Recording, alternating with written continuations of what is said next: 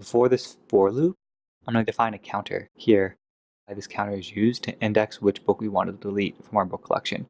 Now that we have this counter, in this line, we know that we have a book that matches.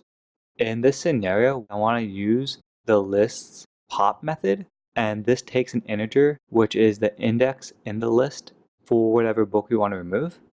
For all the books in our book collection, if we have a book ISBN that matches whatever ISBN was passed in, it'll pop, which means it'll remove that index from the total collection of our list.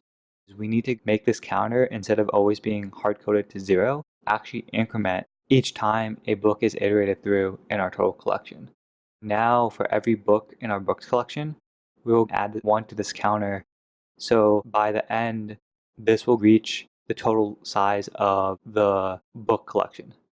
For now, I'm going to return an empty string, and I'm going to test to make sure that this whole delete books is working. I want to first save, and then I'm going to open up the terminal, and then restart our server. I'm going to drag over Postman, and I'm first going to do a GET request to make sure we can get the books, which we can, and then I'm going to delete the first book from our collection.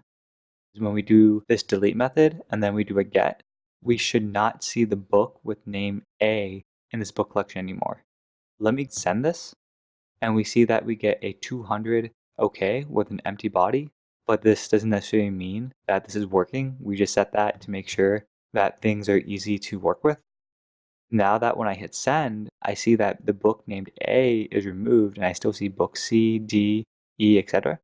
I'm going to try to delete the last book from our collection, and then I'm going to hit send, and we also see a 200.